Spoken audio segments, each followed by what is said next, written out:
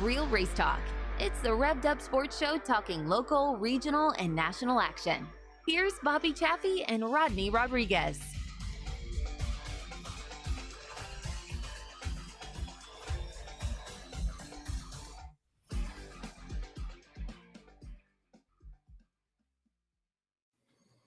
Welcome in, friends. Another Monday. It is #Real Race Talk, the Revved Up Sports Show, your Monday tradition, as we like to say. Welcome in, each and every one of you. Showtime Bobby Chaffee is down south. I'm Rodney Rodriguez. I'm up north. And we've got you loaded for about an hour and a half or so of just real Race Talk and all kinds of real life shit, man. Looking forward to the show. Chris Carroll's going to join us here shortly. We're going to talk CWR Warriors. Just great stuff there. Kahlen Koch, we'll talk to him as we get set for Houston coming up for the next 2 weeks. And then Sean Gaddis will round out our fun extravaganza of stuff going on today. Bobby, how we doing, my man? You survived this. How was the weather up here, man? I was in Corpus yesterday morning. I woke up. I couldn't sleep, and I woke up, and it was all windy and whatever. And I talked to Tracy down here, and she's like, holy shit, the weather's out of control. It wasn't that bad down here. Up by y'all in Round Rock, it was pretty rocking and rolling. But our friends up in Oklahoma got trashed pretty good with some tornadoes. But most everything was all above College Station. There's a tornado there in Madisonville. They tore up a few things, but right around Central Texas wasn't all that bad today, or overnight into definitely into Saturday. So it wasn't all that bad. It could always be worse when it comes to weather. So. Well, that's the whole thing. You never know what's going to go on. I saw some of the Oklahoma stuff, so we're definitely thinking about our friends around the Oklahoma areas over there where we had some quite the mess. It looked like that was going on. So you guys feel free to check in throughout the show. Magic Mike Knotts, who I'm sure will be in Houston this weekend with the Legacies, checking in from the race shop as he always does. My hair is horrible. I need to do something with this. Yeah, mine ain't far behind you. And I just got a haircut. Yeah, well, I haven't. I need one, and I need to shave. But we'll get to that at some point. Hey, happy birthday to the great Willie Nelson. It's about 9 days too late for him. I think if his birthday would have been 9 days ago, it kind of would have been a little more fitting when I saw today. Happy birthday, Willie. I'm like, man, if it was on 420, I think it would fit a little better. Yeah, it'd been a lot better if it was 420. Him and Snoop Dogg. What's the one? You ever see that Tom Brady highlight from his show on Sirius XM? They asked Snoop what's the highest he's ever been. He said, I was with Willie Nelson in Amsterdam on 420. And you can imagine how much fun that was. And I can only imagine what was going on there. Our man Arden Smith checking in right there. And let's see here. There it is right there. Arden Smith. And I do want to mention I see Arden checking in right there, and it's we on the show we like to have fun and we like to talk about all of our great friends and everything. But I got some intel over the weekend. Arden's dad, Bob Smith, of course, Arden for many years, racing car number 50. Back in my days, you see right there. Look at that young stallion right there, number 53. That's back in my heyday back there when I had a skinnier head and didn't know what contact lenses were, but right there next to me, there's old Bob Smith, number 50, raced years there in Austin, and then had a really potent Nova racing with us at Thunder Hill. Had some really good races with him, and Bob, kind of some health setbacks here as of late, and and I talked to our message with Arden earlier. Outlook not all the best there for Bob. So we definitely want you folks to kind of keep him in your thoughts and the Smith family, because going to be some tough sledding right there, and you hate it when that happens right there when you've seen when it's folks. I mean anybody, but when you've known folks that long, man, and you get that kind of news, man, it fucking sucks. There's no other way to put it. Yeah, it's never a good deal to deal with. But when you got a good support system around you, that's when you find out who your true friends are. Is when you have something like that. That's when you find out what the support system's all about and who your friends are. So yeah, and I get on here and bitch a lot about it, and on Facebook, bitching about the short track stuff and how people misbehave, and I've said it a lot of times where I'd rather hang out with dogs and people and all the different things that I say. But I will say that when you get in situations like this where it's a true setback, getting wrecked on the track and all these different things, I mean, that's one thing. But when you have a true health scenario like this and a true life event, just the way that this community in dirt, asphalt, whatever. I mean, I see it in motocross and drag racing. This sport really has a way of rallying around each other when it comes to stuff like that. Yeah, it really does. I mean, the racing family is unlike any other family that you can be a part of, in terms of just the way that everybody reaches out when you need something. I know every time I need something, whether that be professionally, personally, whatever, I just put a note out onto my racing friends and say, hey, hey, do I have any friends that do this? Do I have any friends Yeah. that do this? Is what I need. This is what and generally, my racing friends are the first ones to pop up, first ones to come through for me. So. Mm-hmm. Yeah. So, and that's usually the thing. I mean, a lot of times when you get in situations like that, I mean, with the racing community, it's like you can try to keep things quiet. I mean, even this, I didn't hear this from Arden. Arden didn't call and tell me this. I heard this, from somebody else, another trusted, racing compadre that I've also raced side by side with, and at times didn't like each other or whatever the case is. But just kind of reaching out, and it wasn't for you and I to talk about it here. It was just, hey, I thought that you might want to know whatever, and that's that. See, that's what it's all about. That's what it's all about. That's why, like, when I got to tell you, Bobby, the day that I sat growing up in the Austin racing circles. A few years back, when I sat with Terry James and Steve Sims drinking beer at Adam Hawes' party, it's like, okay, now this is full circle right here. This is what this sport's all about, because these dudes hated each other. They did. But Rivalry of the early 90s didn't get any better than that. I tell you, man, and that's really what it's all about. It's all about the cool family stuff, and again, we all come together in situations like this. So you guys feel free to drop your comments throughout the show there, and we'll get to that as we continue to talk to our guests, interact with our guests as they come on. We've got some really cool topics to talk about tonight. We'll continue to drop you merchandise information and so forth. There is the spot that'll take you right to the Revved Up Sports Show website, RevvedUpSportsShow.com. Hit that QR code right there, and it'll actually take you to where you can dig into our merchandise store there, courtesy of our friends at On Demand Shirts. Just kind of food for thought, literally. I think this was kind of mentioned on the post, and we'll get Chris Carroll here. He's in the chute, locked and loaded and ready to go. We'll pull him on here in just a second. Speaking of racers taking care of racers, Bobby, this weekend at the race ranch, Owen's done something really cool there where he's pulling in food trucks and all this stuff. And I posted on the link right there, racetrack food, specifically racetracks individually. It's like Martinsville has a hot dog and all that stuff right there. There's some really good food trucks there at the race ranch, and I know tracks around here have really cool stuff. So you guys tell us what you're thinking about that. I know Texana, your place, the last time I ate there, that place had some pretty good grub too. Yeah, one day it's hit or miss, but now they got kind of that stuff worked out. First night is usually the training night and stuff like that. With a little hit and miss on night number one, but here lately and mostly all of last season, man, it was top notch burgers all the way around. So, not sausage wraps and all that other stuff we had down there at the pit stop bar. So. Yeah, and that's one of the things there where when we were talking last week, and of course James Lopez comes on here and Kennedale gets rained out. So you had two memorials that got rained out. You had the Gene Adamczyk memorial at Waco that got rained out on Friday, and then Kennedale with the Mike Melton, but the Mike Melton's been rescheduled to May the 11th, so that one will move forward. But that's kind of one of those things, and we talk about racetrack food and racetrack beverages and all this. I asked Owen specifically on Saturday. Well, actually, I didn't ask Owen. I asked his better half. I'm like, so what happens if it rains with all the beer and everything? But that place is kind of different because you just leave it in the cooler. But that's another thing right there where it's money. And that's what James talked about last week on the show. Food costs money. That's right. And it's the stuff that people don't think about is what makes the most sense, dollars and cents wise too. So. Absolutely. So anyway, something else to think about if you folks have been to one of these tracks and there's something specifically that stands out. If there's bad food, don't tell us. We don't need to be talking about that. We're no cold hot dogs and too many jalapenos on the nachos. Yeah.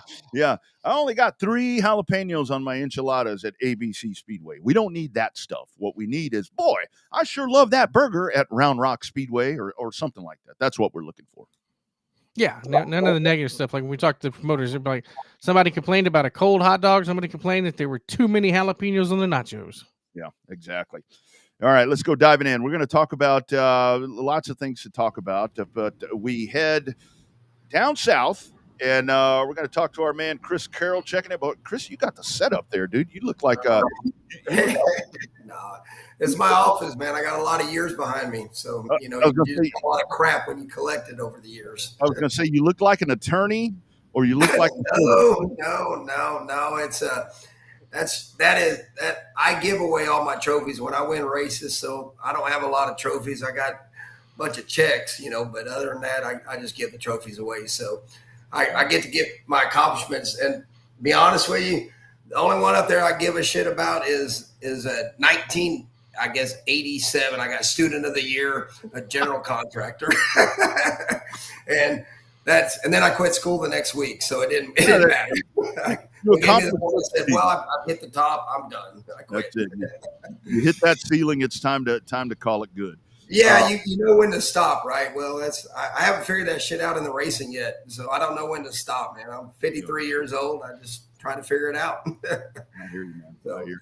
But you guys, man, I'm gonna have to give a little bit of ups real quick when we start. I don't know how y'all planned this or not, but I'm gonna give ups to Owen and the racetracks, Marianne and Ray Doyen and Michael Keelick, and those guys. They have stepped up 1,000% for CWR Warriors. So I just want to get that out of the wayside. Don't forget, because when we go to those racetracks, I could not do this without those guys, because they straight up, they bring my veterans in with open arms, and they help us out tremendously. Absolutely. They really do. So now that's out of the way. I'll let y'all have some questions. Well, Chris, chime into that a little bit more. Tell us about that whole program you got with the veterans coming to the racetrack.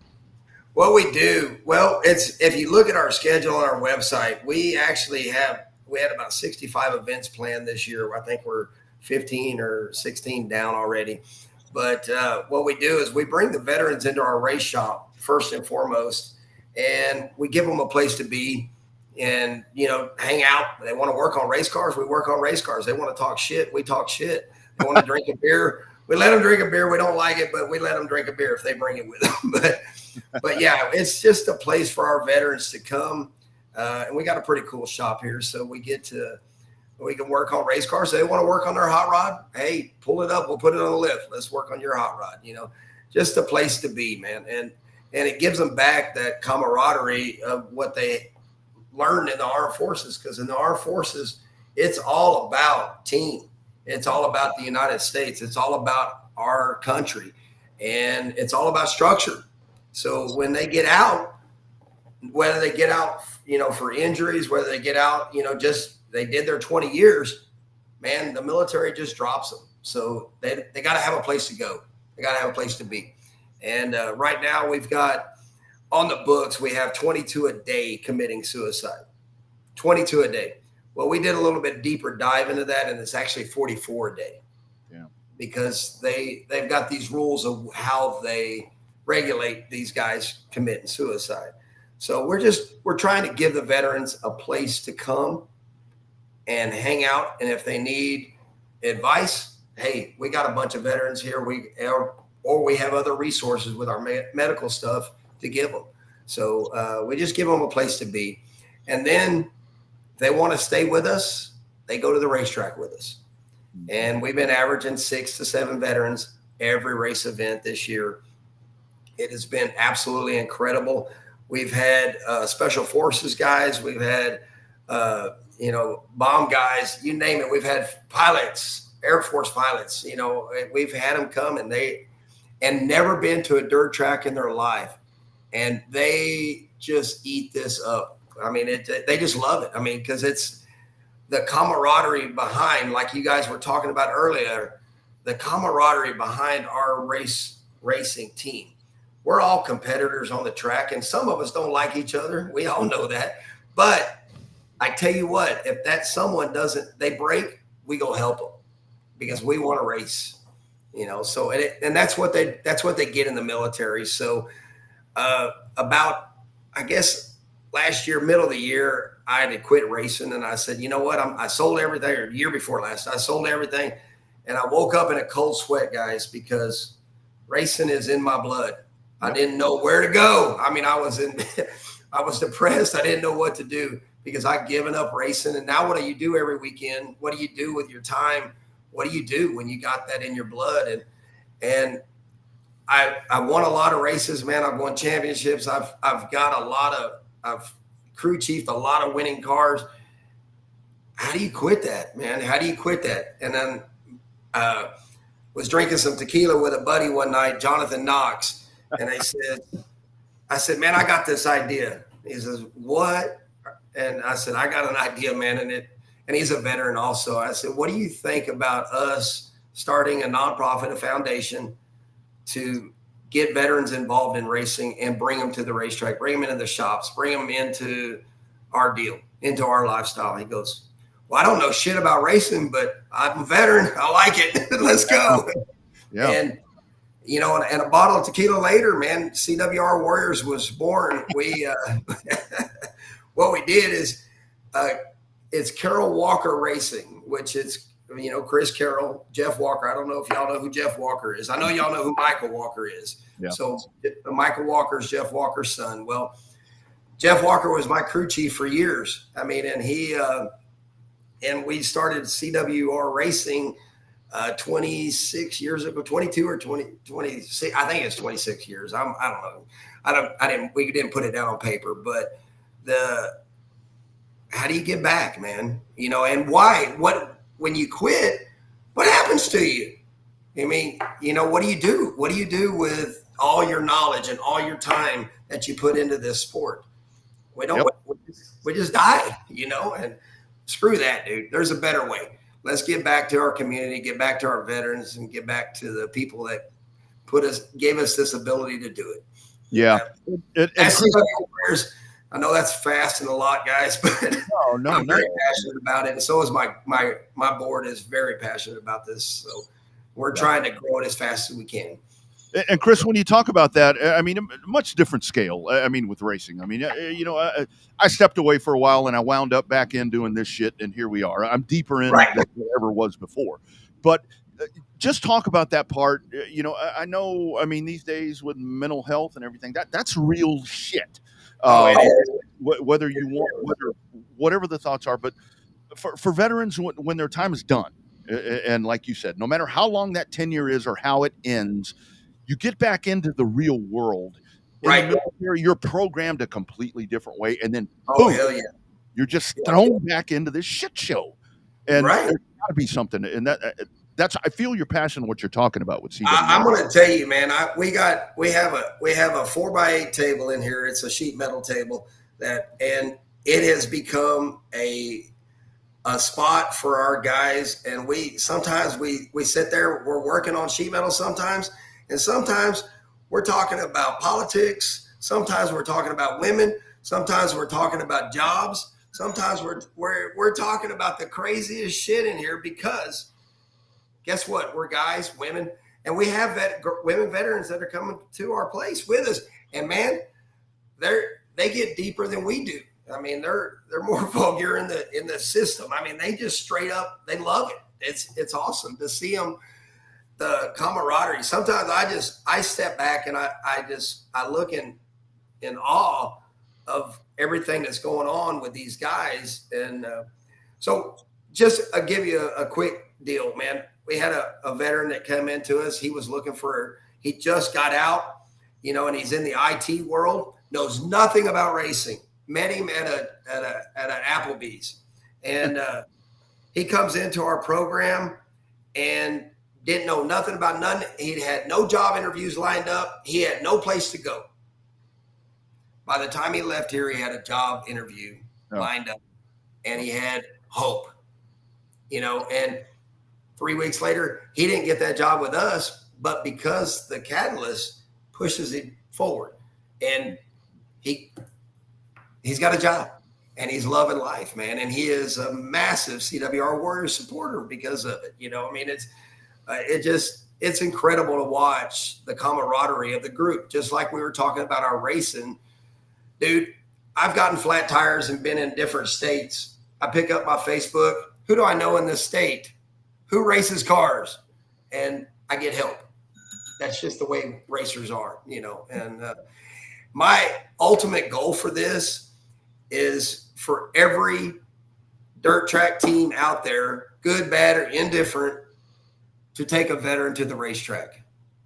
That's ultimate goal. I mean, NASCAR's got, maybe 55 teams on record, right? On their big cup side.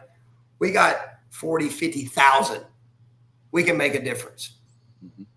And if we all take one veteran to the racetrack, that start a fire on somebody, and they'll take somebody else.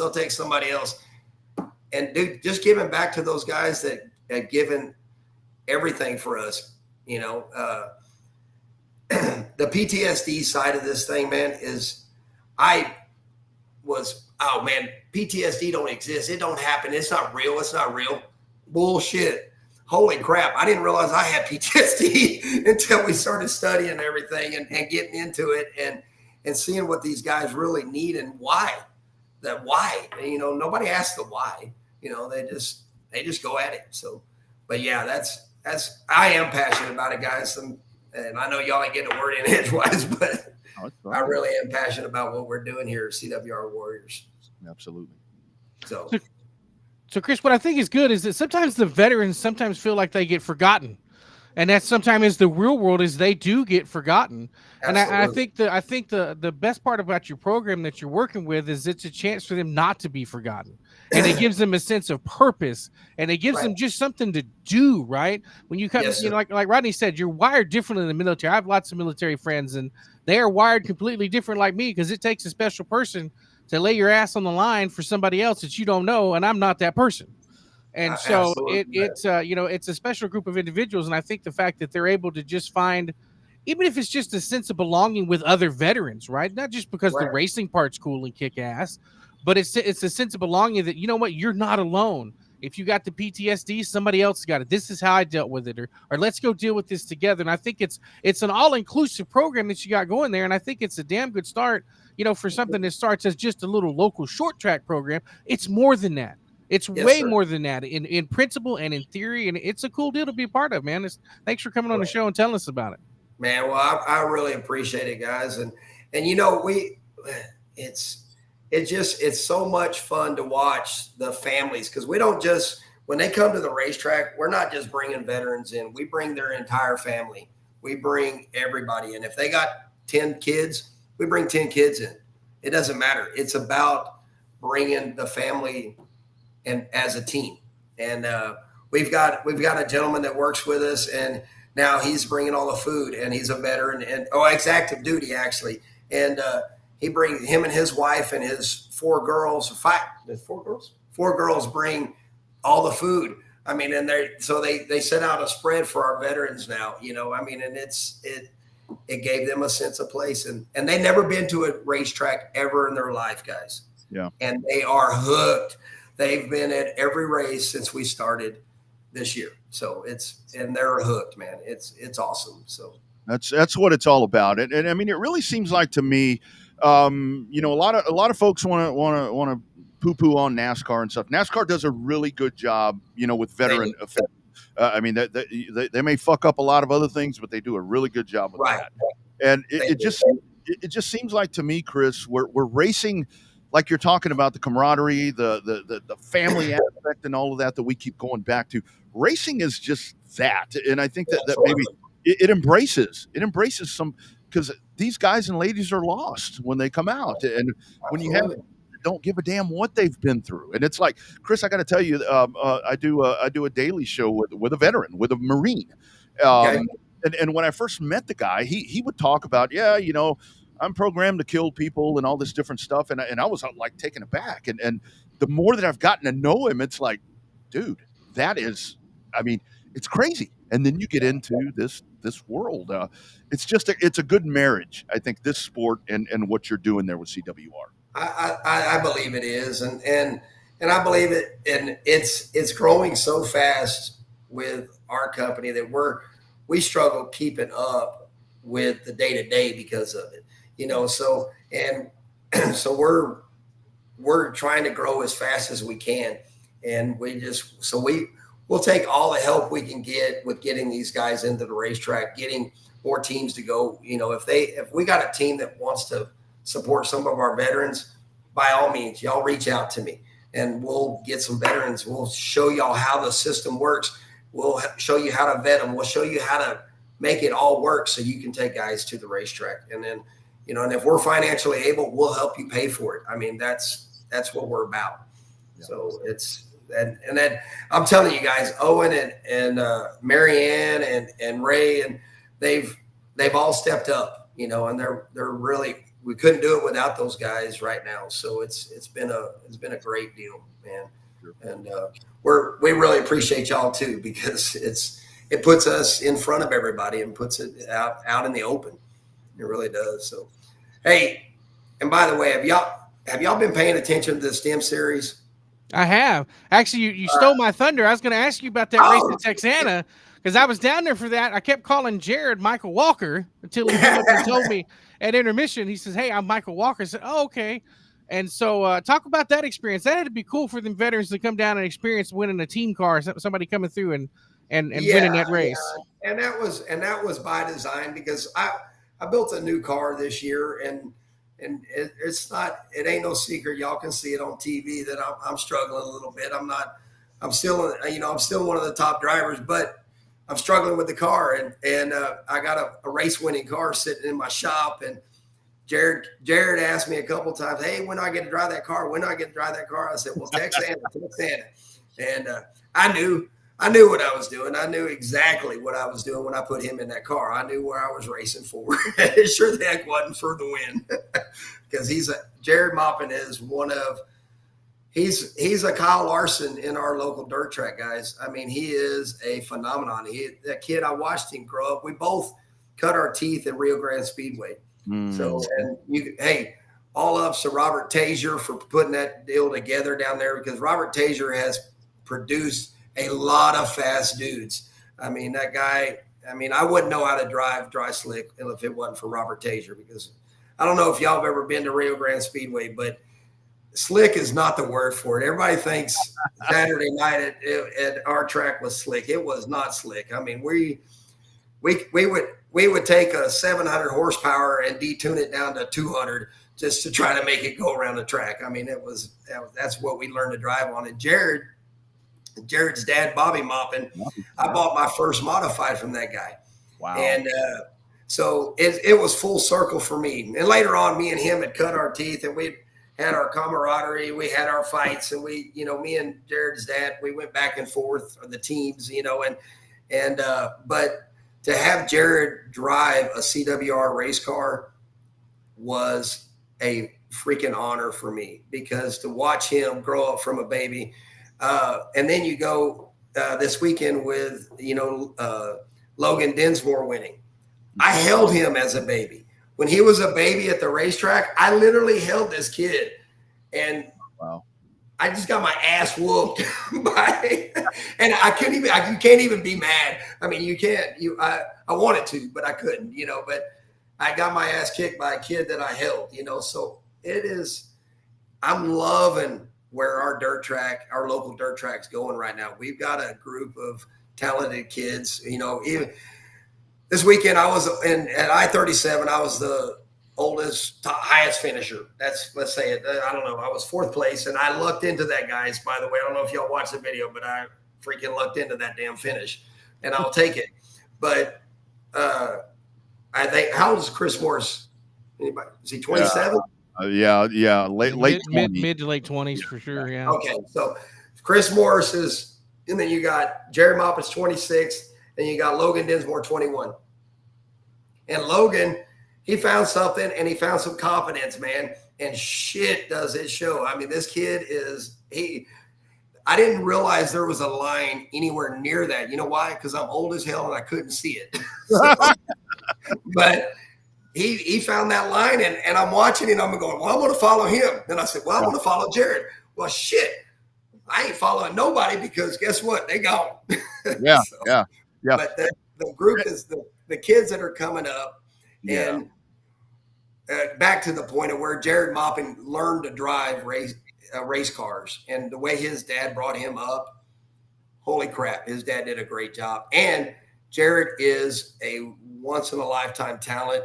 There's a lot of talented race car drivers out there, guys, and we watch them all the time, and your Ricky Thorntons, and I put him up there with Ricky. I've raced Ricky several times, and I put Jared there with Ricky or not above him, as far as talent wise. So, because it's plug and play, just like Kyle Larson, guys. So yeah. Jared, to me, Jared and Caden Honeycutt are two dudes that remember those names and remember that you named those two at a very young age. Chris, I got to ask you, it's got to be even cooler for you there with Stems. I mean, you racing in the modifieds. I mean, with modifieds that have kind of fallen off a little bit. Right. With CWR, you mentioned there about McAllen, the old Miller Modified National. Right, that was the thing. It's got to be even cooler for all of this. I mean, with what you're doing with CWR to be doing this, and now with Stems, with modifieds. I mean, here's modifieds waking up again in South Texas, man. Yeah, absolutely. Talk about full circle, man. It's all right there. I'll tell you, Jacob and his dad, and they in a very short period of time, they did what they said they were going to do. And I didn't know how this was going to work out. I think we're 5 races into it now. And I didn't know how it was going to work out. And I'm still a little skeptical, but those guys are solid. So when you got solid people doing good things, it's going to work. It really is. They're really fair when we go in the tech shed. They're really fair with the drivers, and they talk to us. They tell us what we're doing wrong, what we're not doing wrong, right? And they hold the rules. They cherish that rule book.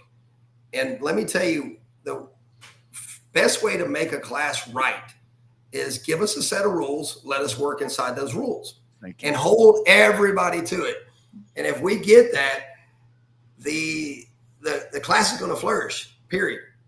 But if you get that favoritism back and forth, then it cast dies. I mean, and we've seen it, right? Right? It's just the way it works. Yeah. Your rules, we live for rules. We're human. So, and this weekend we go through it every week, and every week, man, it gets harder on the rules and harder on the rules. And I can't say anything except I love it.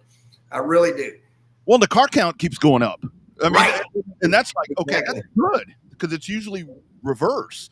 When right. you rules, you lose cars. Right. But our class, man, IMCA modifieds go back a long time, right? And the reason that we run IMCA is because we want the rules. We want the sanctioning body to govern those rules, because we feel that if we stay inside a box, that it's better racing, a lot better racing. And don't get me wrong, everybody on this planet works in the gray areas. We know that. But, like I told Jacob's dad Saturday night, I said, man, you tell me what you want to know, and I'm going to tell you if I'm cheating. And I said, because I don't want if he DQs me, he DQs me. It won't be the first time. It probably won't be the last time. Exactly.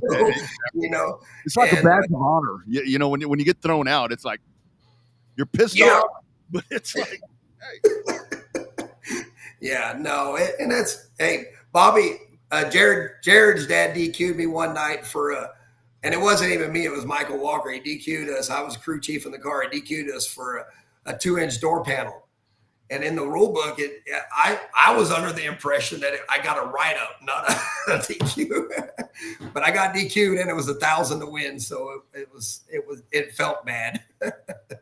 But it's fun.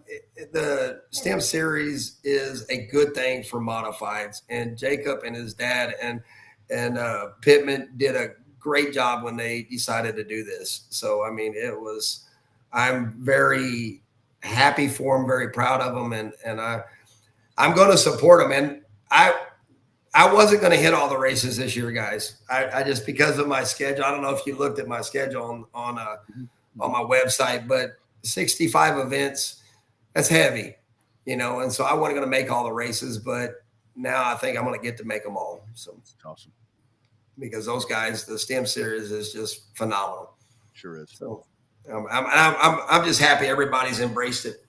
I really am. So, and I'm looking forward, man. We need more races down in South Texas, though. I got to get back to my old dirt down there in Corpus, so I can But right now, it's just last time I went there, I just held it wide open. I don't know if I don't know what that's about, but it's been a long time since I've been able to do that. So, no doubt. But, So, Chris, you mentioned 65 races on the schedule. You're going to make all of the Stems races. So, what's on tap? I mean, got any surprises for anybody? Surprises for these veterans? Although I guess if you tell us now, won't be much of a surprise. I do have surprises, guys. I'm gonna put it out there, and if it comes to fruition, and then it's fine. But we're going to try to field a couple of drivers this year in the Chili Bowl. Holy CWR Warriors. So, and we're in contact with a couple of top teams to rent these cars, and we're going to try, man. And I don't know if we're going to be able to do it or not, but we're definitely trying to get funding right now, and we're going to try to field a couple of cars. And I'm not driving by no way, shape, or form. I have no desire to do that. I want to, don't get me wrong, but I know I'm real. You know, I'm a realist on this thing. I got to put the drivers in there that I know can compete at that level. So, yeah. And y'all probably already figured out which one of my drivers is going to be. So right, yeah, got a sneaking suspicion about. Yeah. But we're real early into this thing, and and I will keep y'all posted. Because if we get the funding for it, and we're pretty close. So if we can get this funding for this thing, we're going to do that, man, and it'd be fun. It'd be fun. It'd be my first time ever to even look at the Chili Bowl, and I'm always at that time of the year, I'm like, I'm done. I'm finished, but now it's like, let's get these kids in these cars and see what we can do. Yeah. Yep. So Chris, tell folks, I pulled the site up. It's in the Facebook chat, I think, somewhere. I posted it there. Tell folks, veterans. Because we're gonna clip this. We're gonna share this. I'm gonna send this to a lot of different outlets for them to post as well. Okay. Veterans, how do they get a hold of you? How do they become a part of this? Racetracks that want to be, I think the racetracks should unite across this state and beyond and work with you on this. I'm going to challenge them to do that. How do folks get involved with you guys? You just contact us through CWRWarriors.org. CWRWarriors.org. I'll get Melanie to type it in here. Melanie, this is my wife, Melanie. She's going to type that in the comments for us.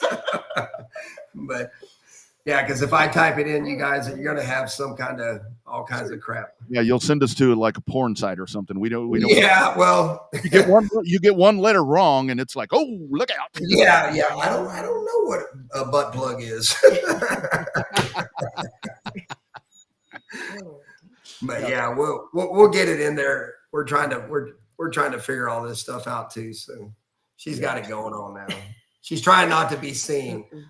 So that's okay. We need. But this is the woman behind everything, not behind the man, behind everything. So yeah, no, that's awesome. All right, I got it right here. I will get it pulled up right there for everyone to see. Boom, there it is, right there. Yeah, we got it. So Michael Walker put it in there too. So yeah, they all go to the same place, so it's all good. Yeah, no, it's all good. Chris, I got to tell you, man, racing is fun, but like we were just talking about, and the conversation was actually happening. I mean, Bobby and I, with our intro thing, nothing's planned. I mean, right. We know what's going on, but it just kind of happens. But it's really cool that this conversation came in, and then you came in and started talking about CWR, because what you're doing is something much bigger than racing. It's much bigger than sports. It's a life changer because like I said, I know a lot of folks that have come back into the real world, and it is a son of a bitch for them. It is, man. It is. And what's funny about the veterans guys, man, 99% of them are so humble about it. Mm-hmm. I mean, they just want a place to be, man. They just want another team to be on. They want, and they miss that. So it is really great to see the camaraderie come together, and even, hey, we've had a couple of veterans from other countries, we've had from England, Germany and Brazil, so, and they came out to the racetrack for the first time ever. dude got off the airplane and came with another veteran to the racetrack from Germany, and he's a fan now. I mean, he's a huge fan of dirt track. I mean, it's crazy.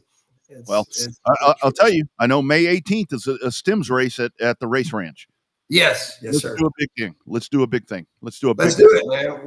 We've got an idea, and we've got a couple of other organizations that want to work with us, and we would definitely love to do something with you guys. Yeah, great stuff. Yeah, Chris, sure. Thanks for taking the time, dude.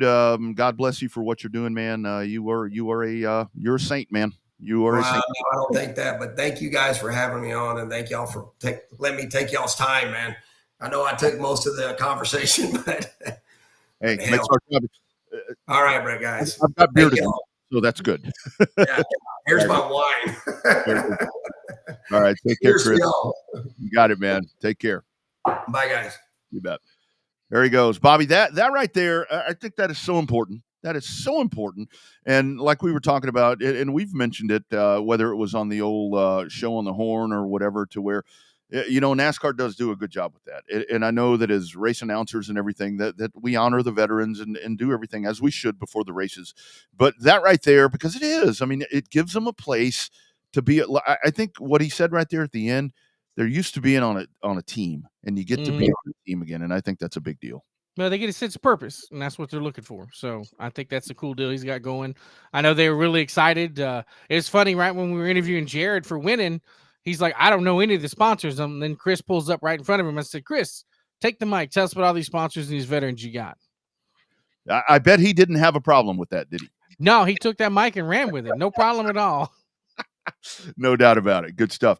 Hey, guys, all the tracks that Chris was talking about right there, you got racing coming up at Cotton Bowl Speedway. They are proud partners right here with us on the Revved Up Sports Show. How about a word from our friends over at the Cotton Bowl Speedway? 6 great classes of cars, including the return of the Dwarf Car Racing Series of Texas. Come on out early. Gates open at 5. Racing starts at 7 p.m. Admission, $20 for adults. Ages 7 to 12, $10. 6 and under free. This Saturday night. Bring your family, bring your friends out to Page, Texas. It's Cotton Bowl Speedway time. May the 4th be with you. Green flag, green light. Let's go racing.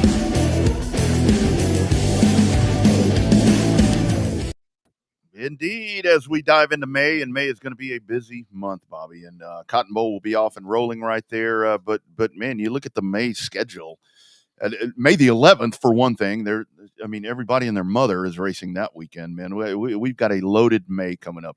And of course, not to be Debbie Downer, but have you seen the weather predictor? Wetter than normal the month of May. Of course. They're never right anyway. It looks better for Houston on Saturday. It's now down to a 20% versus the 60% I saw the other day. So that's better. By the way, May the 4th, that's a Star Wars reference for you. Yeah, I'm not sure if you recognize that. Granted, you were probably a young kid going to wait in line to see the original Star Wars, not to show your age or anything, but Bobby, I saw that. I saw that right when it came out at the Baker Theater in Lockhart. Probably 77 or so. I went and saw that, and I really didn't understand that reference until when I became car 4. I mean, so somebody said to me, "You ought to, with your 4 car, you ought to do a big thing with May the 4th." I'm like, "Well, what the fuck's May the 4th?" And that's when I found that part out. So yeah. I did learn. I evolved. So, but thank you for worrying about my geriatric self. But I actually did know that for once. Speaking of May the 4th, and speaking of the month of May, and speaking of Houston and weather and everything that Bobby's talking about right there, we go to Houston this weekend. Look at now, that's a setup right there. Take a look at that. I mean, that's how you do it right there. I like that. Let's welcome in Kahlen Koch. Kahlen, how you doing, brother? What's up, everybody? Oh man, In there. Trophies, all kinds of stuff back there, man. Man, in my office. Like that, or did you just set that up for this show? No, it's been there a little bit. I love it. Good stuff. Yeah. I've seen those trophies before in Victory Lane. Now, we've had a chance to talk. For those that hadn't seen the extended videos, you picked up the doubleheader win there with both the legacy car and the eco stock. So tell us, are you going to run both of them this upcoming weekend again and end up wearing yourself out like you did last time? Man, you ain't kidding about wearing yourself out. Yeah, we're planning on bringing both. I'm at the shop actually right now, doing odds and ends and finishing up. But yeah, both are coming, and gonna do the best we can. Yeah, Kahlen, let's talk about the legacy, because that series right there, at one time, thrived here, then it kind of fell off, and it's back, and it's bigger than ever. It seems like to me. Kind of talk about those cars right there. Those look like so much fun to drive, and you got to wheel that thing, and it is all out race car. I mean, folks don't understand that thing right there, suspension and so forth. It they called them baby grands for a reason, because that's what they are. Right. Yeah. No, they're everything that a normal stock car should have. Coilover springs. We don't have a sway bar. They're a third link. Panhard bar, the whole deal. They are a lot of fun. My car owner said, "Hey, you're gonna have fun with this," and I was like, "Yeah, I'm gonna have fun. It's a race car, right?" I had no idea. Like, just because it's little, it doesn't take away. Maybe it even adds. You feel like you're going faster than what you probably really are. But yeah, they're no power steering. 7-inch wide tire. No power They're steering. a lot of fun. No power steering. Wow. Yeah, just a little alternator. Oh, shit. Nice. So, Not making me want to race Mike Knotts now. yeah. Bobby's gonna change his mind. Bobby's like, "No, I'm good. Get me in the power steering class." Yeah, put me in power steering class. So, in terms of the legacy car, have you painted it yet? Are you having good luck primer with it? You just going to leave it with the primer setting on it? man, I haven't had time to do any paint work, so it was maintenance first, work out the bugs, fix anything that's broke, and focus on that. And then now having two of them, got to do the same thing with the eco stock. So like, I knew it was going to be work. I had no idea it was going to be this much work. We already had tons of hours in eco stock, probably more than you should, but yeah, now it's taken up a whole lot of time. Yeah, I bet. And I'm glad to hear that, because a lot of people do the reverse. It's like, let's paint it first, and hopefully nothing breaks when we go the next time out. So you're definitely doing it the right way. Kahlen, so let's talk about the eco stock. I mean, you've got tuners and the different classes on dirt with the four bangers. But on asphalt, it's a whole different thing with those little jobbers right there, man. You guys just get out there and put it to the floor and just go. You're not supposed to do any modifications. I'm not going to say that you can't, but you're not supposed to. Kind of talk about that class. You just get out there and just drive the hell out of it. Man, it's a lot of fun. I've learned a lot in that class. Being front wheel drive, they drive completely different than anything I've driven before. Just forget about the tail. It's back there. Don't worry about it. It's been a lot of fun. Yeah, they're pretty much bone stock. Just like anything else, there's little gray areas you can tweak on here or there. But it's pretty well policed. There's not a lot of issues, I don't think. And like y'all say, it's a stock car. It's, they're not designed to go in a circle. They're not designed to be beating and banging like that. So it's definitely a lot of fun. That's right. So talk about the tire rule. Obviously, everybody talked about the tires being so much the cost for eco stock. I was one of the guys. They didn't ask my opinion, but it was my opinion. They just needed to throw you guys on racing tires as fast as y'all were going and as expensive as the street tires you guys are running. Talk about that tire change. You think it's going to level out the class some with that, that tread deal they're working on? I think it has the potential. In my personal camp right now, we're not saving any money with the tire rule. The 200 treadwear tire that we chose is still a $160 tire. Obviously, there's other tires out there, but when you compare that to $180 American Racer from Day, it's right there at the cost. I think it's something that still needs some work. I know that's probably not a popular opinion, but I think it's in the right direction. And at some point, yes, I do believe the tires will equal the playing field and bring everybody closer. Yeah. Hopefully so. But that's a little outrageous. That's a big tire bill. That's a huge tire bill. Well, Caleb, here's what we're finding. If you want to go something crazy, go ahead. the Treadwear 100 that we ran last year, the Toyo R888R, that was a $160 tire. The thing with that tire is I would get 4 or 5 races out of it. Right now, based on the tire wear I see, I don't think so. So we went to a stiffer tire, but my personal tire is definitely wearing faster than I'd like to see. Yeah. No. I totally get that. I totally get that. Kahlen, we've kind of been talking here throughout the program about camaraderie and just how this sport is, such a, we all get frustrated, we get mad, we get with competitors and whatever the case is. But the two classes that you compete in, the eco stocks that have had a good base there at HMP for a long time, the legacies, I know that just watching that class there, kind of talk about that. I think you're in a couple of classes that you really do. I mean, it's a good foundation of guys and ladies who just want to help each other, just want to get out there and have a good time and just enjoy the sport, it seems like. Absolutely. The thing that I was taught and I kind of try to share with everybody else is you don't get any better as a driver driving against somebody that's not as competitive as you.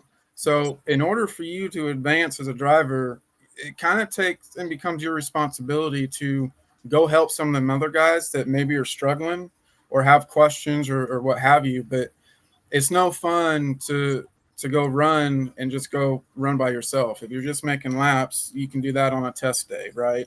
Right. So having the competitiveness and bringing everybody up as a whole is really kind of my goal. And if there's somebody out there that's got a question, I'm going to, try to help steer you in the right direction. I may not give you everything, but I'm going to point you in the right direction and not give you just a whole bunch of BS. Absolutely. So have you convinced Kevin Wiseman to come to the racetrack yet? I know we've been working on that in some of the interviews, but have you convinced old Kevin to come to the racetrack? I keep tugging and pulling, and he's pretty resistant. But no, he's just a busy guy, man. I mean, you know kind of the same thing I know. He's flying all over the place. Now I guess he's like a pilot teacher. He can actually teach people to go fly now. So, he's doing a whole bunch of stuff, and at some point he's going to come out and it'll be a big party when he does. Yeah, no doubt about it. So the outlook for the weekend for you, like Bobby said, you doubled up the last time out. I'm sure that's the goal once again. But I think so how do you feel? I mean, because it's been a long time on pavement that we get back-to-back weekends. I mean, you got the 4th and then you got the 11th. You get to do this. You could do this 4 times, dude. 2 on each night. How about the logic on that one? Right now, the logic doesn't look very good. It seems kind of silly that I put myself in the situation, but no, it's going to be a lot of fun. I'm looking forward to it. First and foremost is bringing cars home clean because we have 0 time to fix them. That's right. And trying to get 2 of them ready back to back that's going to be, my wife's going to be really unhappy with me in the next 2 weeks. But maybe if we get in victory lane, she'll let it slide. That's how you do it, man. When you bring home that $1 million check after the first week, she'll be like, fine, go do it again. Just remember to thank her in the victory lane interviews, right? You got to thank her and make sure that you know how valuable she is. And then, thanks for letting me go racing. And that should work. Maybe she'll let you run both weekends with both classes. Yeah, I'll probably have to, let her have a girls' night out at some point. But no, she's real new to this. She had, my prior racing experience. She wasn't around for any of that. And so she was pretty green. And as you know, racing takes up a ton of time. And I tried to kind of let her know it's going to be a lot of time, but it kind of got out of hand. Yeah. They never fully understand when you say a lot of time. Because it's that times 50. So, yeah, I totally get that. Kahlen, good job. The first night out, man. Looking forward to seeing you this weekend and the weekend after. So, hopefully the weather holds out, which I think it will. And I have no doubt that you'll probably be in victory lane a couple of times in the next 2 weeks. We'll just say that. Fingers crossed. And, man, thanks for having me. It's been fun. Absolutely, dude. Take care. Good job, man. Hell of a dude behind the mic there. Good job. Appreciate it. Thanks. You got it, man. Take care. There you go. Kahlen Koch looking to go back to back, and he just might. He's real damn fast. He's got both them cars kind of leaning. He got that eco stock. He's still. I wasn't going to ask him. I wasn't going to bring up the 1 point loss to our buddy Mike Meekum. Yeah. But he was like, man, that's just one position on the racetrack throughout the year. He's like, all I needed to do was just bump and run once, and I could have got it, but I didn't want to win like that. So yeah, no, I can appreciate that.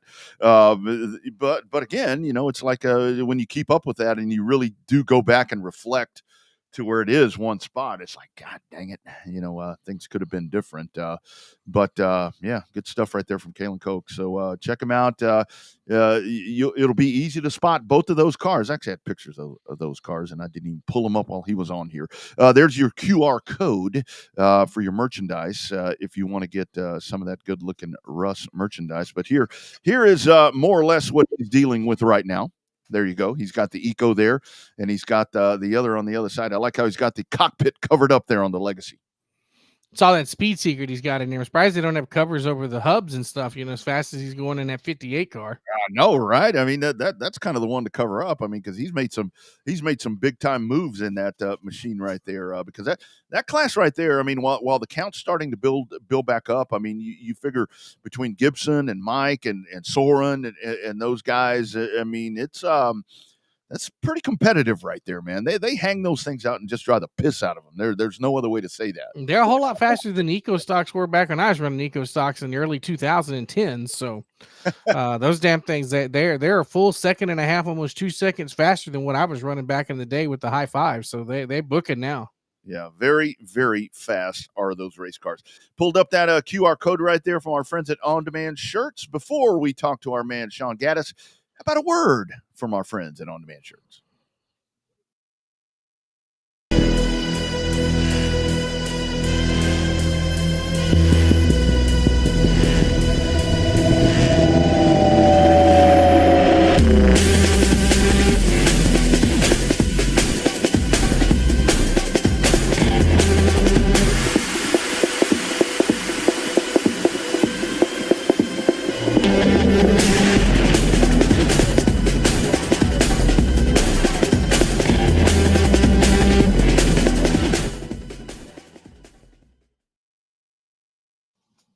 On Demand Shirts, check them out. They will get you hooked up with all your merchandise. I'm noticing a lot of different driver stores starting to open up, and of course, Stems.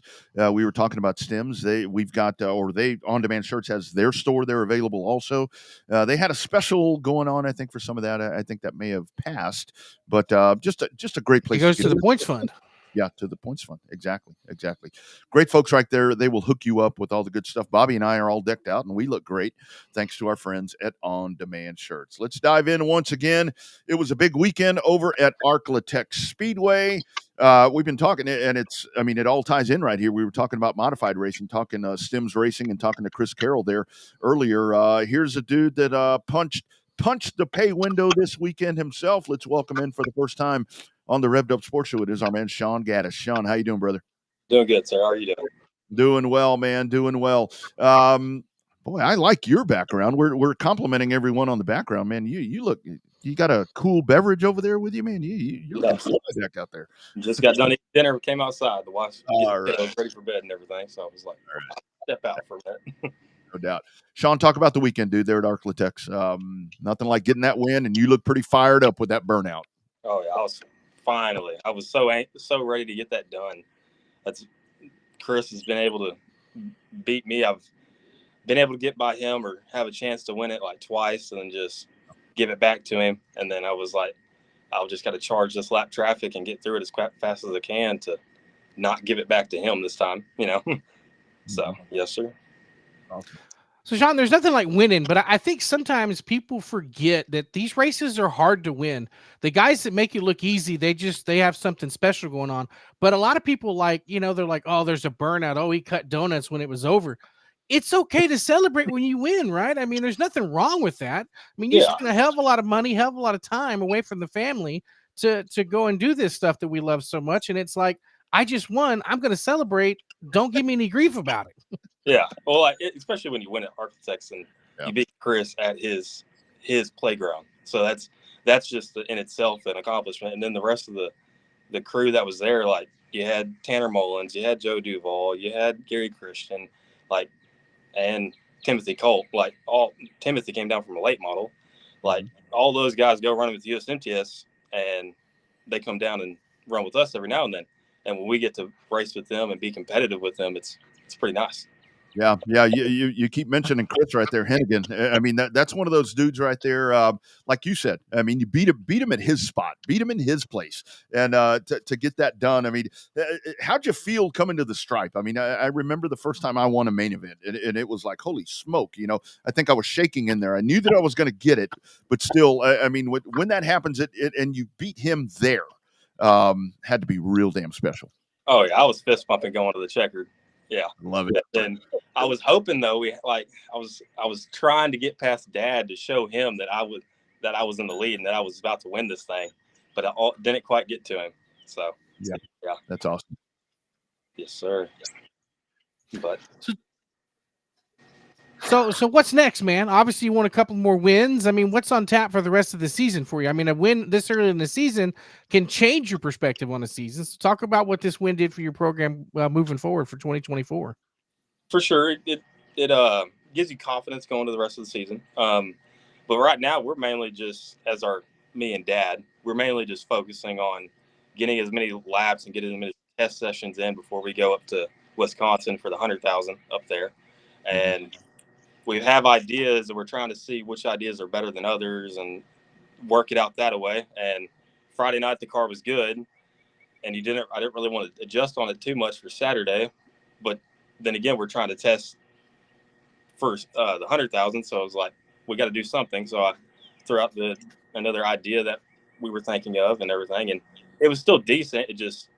I needed a better track position for the main event, I feel like, to start. But yes, sir. Sorry, Sean. Isn't that the hard part with dirt?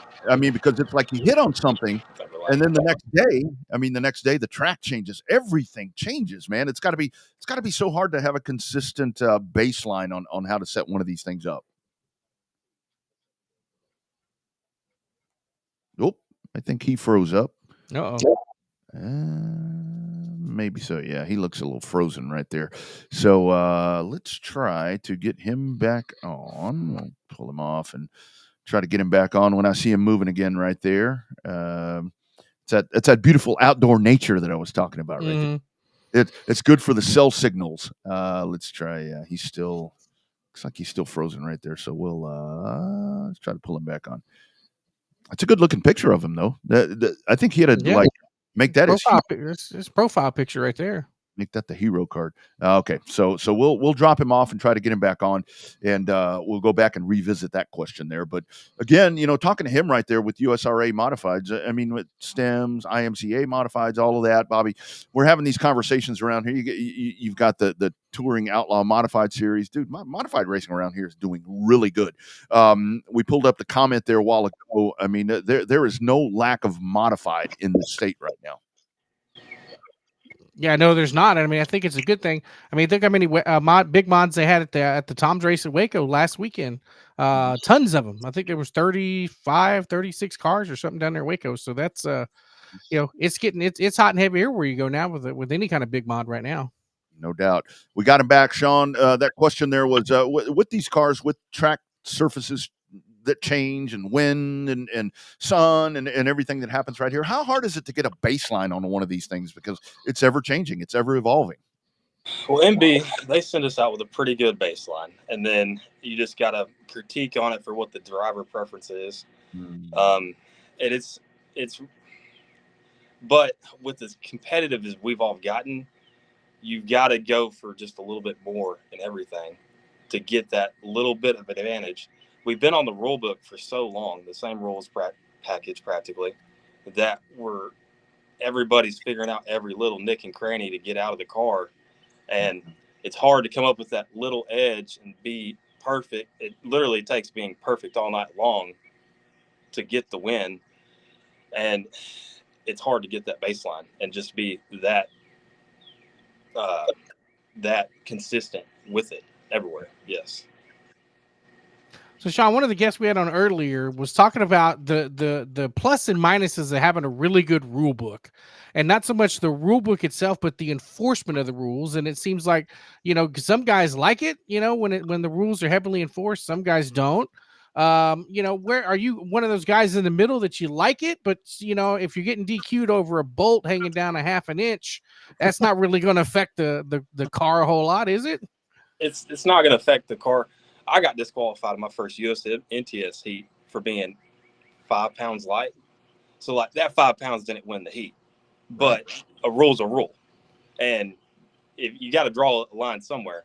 So like they all want us to, a couple years ago, our frame rails were getting bent up on the right side, and the little kick out there does nothing out there, but they want it to be lower. So it's just rules are rules, and you have to draw a baseline somewhere. If you don't draw it, if the tech man don't say, hey, this is the line, then they're just going to keep pushing past and past. That's what we do. We push the line until somebody says, hey, here's the line, Right.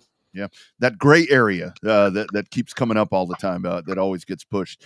So, Sean, kind of rewinding a little bit. So for you here in a modified, how have you gotten to that point? How'd you start out? I mean, we get folks on here. I started when I was 4. Yeah. It's like, so, yeah. How did it all happen for you? Well, so I started driving a pro mod when I turned 13. Nice. And then I drove that for like 4 or 5 races. No, actually longer than that, probably half a season. And then the class was I was getting a lot of damage in the class, and Dad's like, forget that. We're throwing a roof and ARs on your car, and you're going to come running with the modifieds. So from then on, my first year racing, I've been in a modified and haven't looked back since. So it's been a very big learning curve. Like first year I ever raced, I went and helped Dad down in Baytown with USMTS. And at the end of the season, he was like, well, I'm going racing and you're coming with me. I was like, are you sure about that? Like, this is my first year ever. He was like, yeah, you're coming. I was like, okay, sure. So anytime Dad wants to go race, when I've been learning and everything, he's just like, you're coming with me. You got to learn. You're going to learn. And it's been a hard learning curve, but it's made me a better driver to adapt in different tracks. And because I've raced at a lot of different tracks all over the place, and early on you struggle, and then eventually you start being able to be more adaptive to different racetracks. So yes, sir. It's pretty cool. So, Sean, talk about running with the ARM series. I don't know if you got a chance to see their comment where they were talking about it's so cool to see modified racing flourish in the South for the STEM series, and you had, y'all's race up there. Talk about running in that series. Talk about the camaraderie that's up there. Is it just like a normal series where racers will help racers? Is it cutthroat? I mean, talk about that series, because there's some really damn competitive drivers up there, but there's some really, really good racing.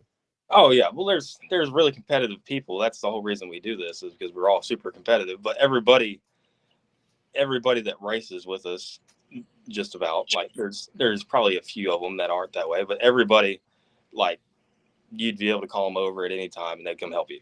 Like there's a mutual respect, because everybody knows what we've done to get to where we are, and this is like everybody generally, and everybody knows what we've done to get to where we are, so everybody respects that, because you don't just show up and have no idea what you're doing and do decent. It takes a learning curve, and it takes time to get to where you are competitive and everything. And like we've all been really good friends with Joe Duval, and we've just about parked next to him every time we're at an arms race when we're on the road with each other. And when we're at USMTS, we're always parking next to each other. But just that, and then like Michael Walker, Tristan Dykes, like there's a ton of people that you meet throughout the years that are great people and great guys to hang out with and stuff, and it's just really fun. And then you get to go out on the racetrack and be super competitive with them. Yeah, it's pretty awesome. That's always the crazy part, where it's like you're racing against a really good friend, and you get on the track and it's like, sorry, I love you, but Kind of one of those things. You've mentioned your dad a couple of times. Talk about the special part about that. I mean, going through this racing journey. I mean, that's what I did. My dad and I, spectating, racing, doing all different things together. It makes it a hell of a lot more special when you get to do this stuff with probably your best friend.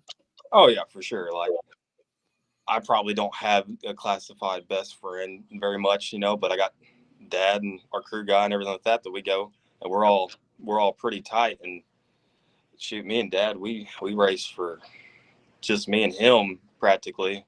Whenever we first started, my first year, my family was around more and everything, and then they all kind of grew up and had to grow up in life, So then I was just stuck with dad because I'm the youngest kid. So we went to go racing, and my mom got into horses, so she wasn't coming racing as much, and me and dad would just go out and have fun. And then I think it took like 5 years, and then we hired on our crew guy Jeff, and then it's just been me, dad, and Jeff since then. And we've it's pretty hard with 2 cars, just having one guy to help, but you just got to bust your butt and you'll do it. You can't make excuses, So but it's been a super fun journey to race with him. And that's like, when I first started, it was like I have to beat the one person that's my idol to win a race, because every time I go to the racetrack, it's with him.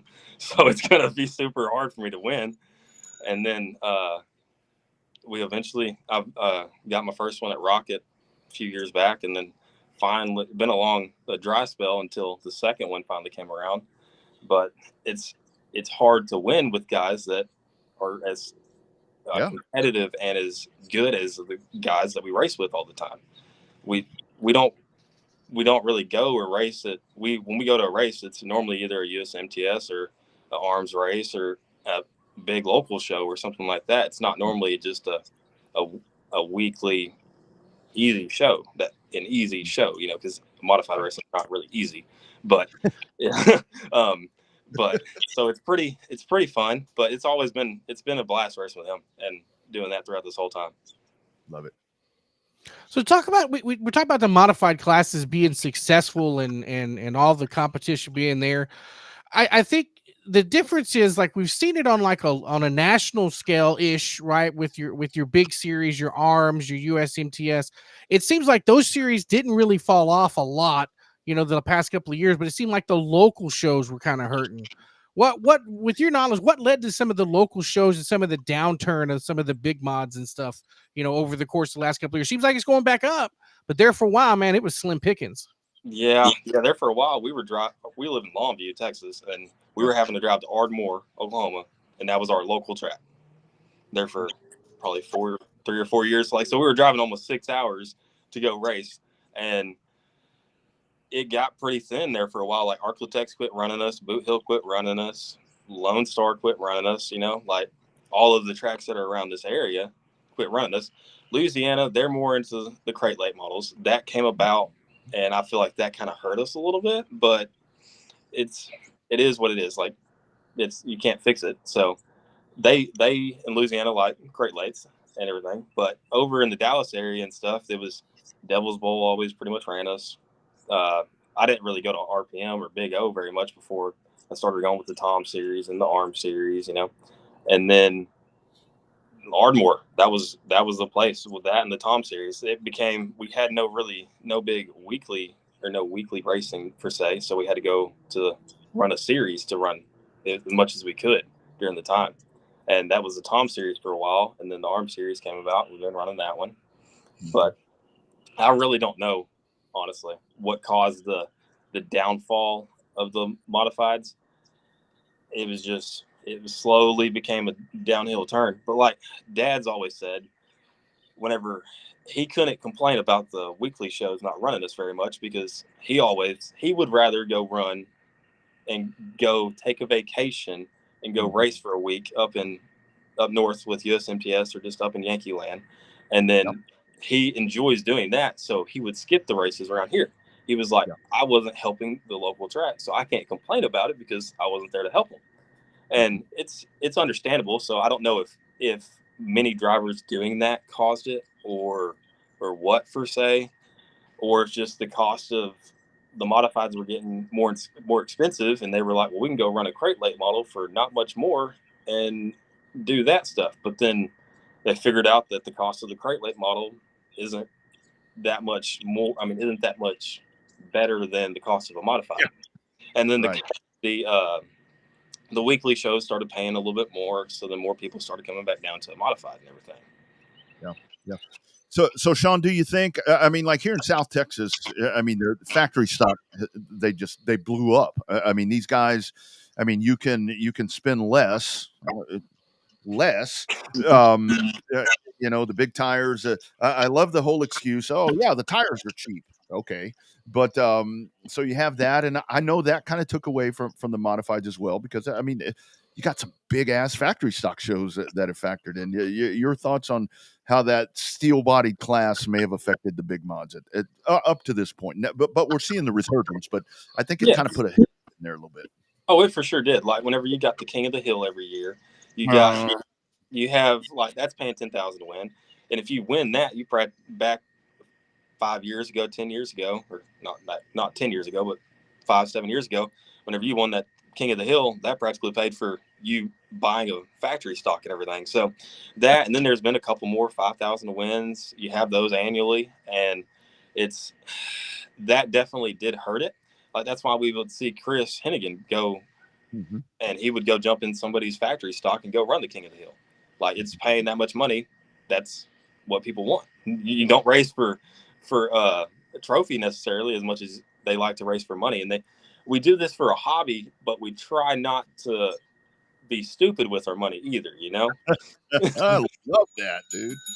So yeah, like, then it's just the cost and effect of what it is. But that definitely did affect it some. But like you're saying, though, the modified races that are coming up and being bigger and everything like that is help getting the modifieds back in the area. It's crazy when you think about a $20,000 factory stock car, to race for, a weekly show pays $1,000, $1,500 to win. But you're right, those big shows, I mean, you're doing something right when you're pulling 60 to 70 cars for one show, like King of the Hill, and probably even more cars than that. But in terms of the overall scope of racing in general, it seems like it's actually in a pretty good place. A lot of it seemed to take off during the pandemic because racing was one of the only things that you could still do.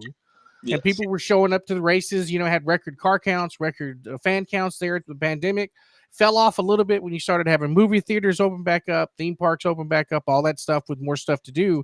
When your mind is racing around and seeing more different stuff, I know that the bigger touring series draws bigger crowds, but where is the state of racing in your mind after doing it for all these years? Down here is down in the South is completely different than up north. Up north, I don't know what it is, but they just, by God, love racing. And it don't matter what it is. It could be a snowmobile. It could be a modified. They love racing. Down here, we have people love football more than they love racing. And then, like you're saying, in the pandemic, whenever all that was shut down for so long, they got to look and be like, oh, look, there's racing over there. Let's go watch that stuff. And then it has brought up more fans. And then the live streaming of racing, it's making it easier for people to watch. Now, I don't know if how much that affects the local tracks that are not getting those grandstands paid for, those slots in the grandstands, because you're allowing more people to watch it. So more like somebody that's going to be in Iowa can go watch us at Arklatex, and they're not going to fly down from Iowa to watch us at Arklatex. So I don't know how much that's affected, but I think it has been a benefit, but it's definitely, with the pandemic and other things being shut down, it has brought light to racing. Like our first race back after we were shut down was a Tom's race at Ardmore, and there was like almost 100 cars there for $1,500 to win. It was crazy. That just kicks it off huge for everything. And then everybody was gung ho, ready to go. You give whenever racers get a break in the winter, we all get itching, ready to go back to racing. And then you say, oh, hold on, we got to wait some more because we got COVID. And then they're like, well, we've already been itching to race. Let's go, by God, race by now. Like, let's get it done.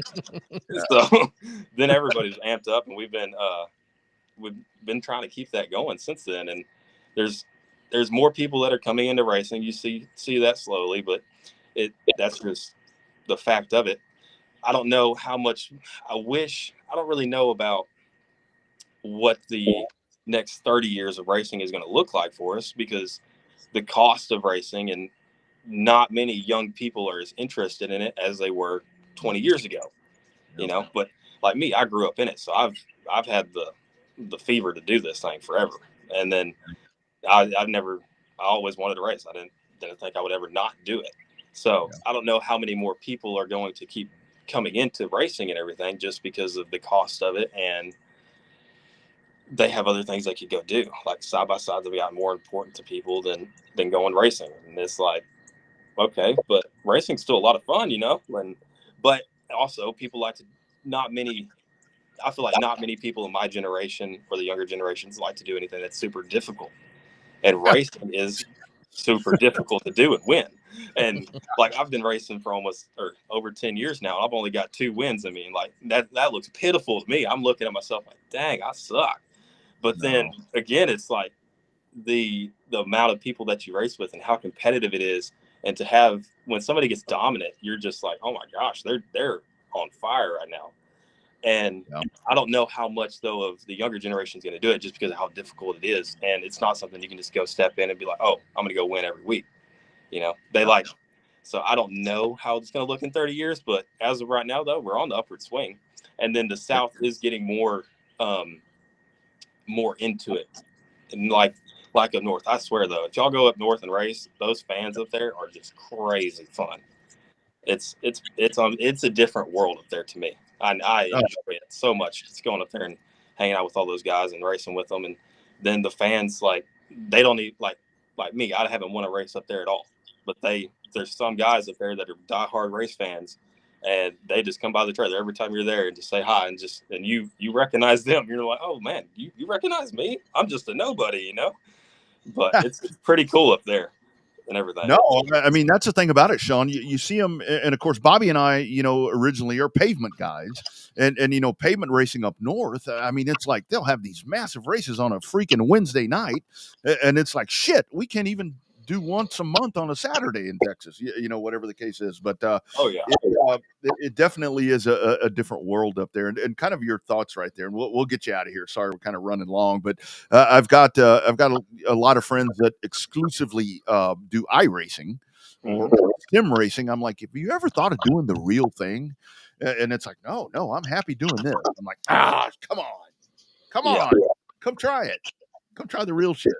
I've actually never been on an iRacing thing. I was never a computer kid. I rather, like, since the age of 3, I've been on a dirt bike. So I've been an adrenaline junkie since then. And I'm like, I would rather do the real thing rather than just a computer screen. And that's how I was raised and everything. So I don't know that I could see it being fun. And that's probably where racing will eventually probably go to, sadly, is more of that. But you don't get the adrenaline rush. You don't get the what's it called? Oh, I know what you mean. Whenever you go out there and you wreck, you have a car you got to fix. Well, if you go wreck on a video game, oh, let me just fix that real quick and go back out. You know, it's completely different. And then it's going to be, I don't know how it's going to be in a few years, but I've never been a part of the iRacing. I think it's cool, and it's this awesome idea and everything, but just not for me. I'd rather go out in the race car and go have fun. Spend a lot more money than I would on iRacing. Yeah, it's like the youngsters. I'm like, you know what this is? It's a screwdriver. You know what this is? And sorry, I'm just pulling shit out of the studio here. It's like these are pliers. You fix things with that, and no, and that is the weird thing with the iRacing. It's like, oh, I wiped my car out. I flipped over, and I just reset it. I'm like, man, if it was that easy, it's that easy. Woo. Mm-hmm. Yeah, that's what I don't know. That's gonna be fun though, and then. Yeah, I don't know. It's just funny. I've never been a part of that, so I don't know. It's just, and like video games and stuff is all just weird to me. I don't get it. All my friends in high school and stuff, that's part of the reason I don't have many friends, because they were all into video games. And I was like, I'm going to go race this weekend. Y'all want to go? So. Me too. Absolutely. Sean, great job this weekend. So where are you at the month of May? What's May look like for you? I know you mentioned USMTS, obviously with arms. What all you got going on this month?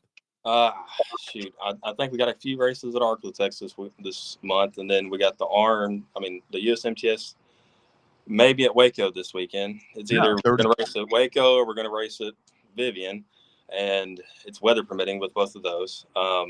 Then I think there's RPM with USMTS or Arclitex, or I don't know. It's really hard to say. Like, I want to go race with the USMTS guys, because when you go race with better people, you get better as a driver. Right. But also on the other hand, I want to test as much as I can. So I don't know. I really don't know what we're all going to do, but we're either going to go race USMTS, or we're going to go Arclitex or Boot Hill, or just stay local for this year. I had a second kid 2 weeks ago, and that kind of slowed my program down. So my wife's like, I got 2 kids to take care of. You got to stay home a little bit more to help me for a little bit.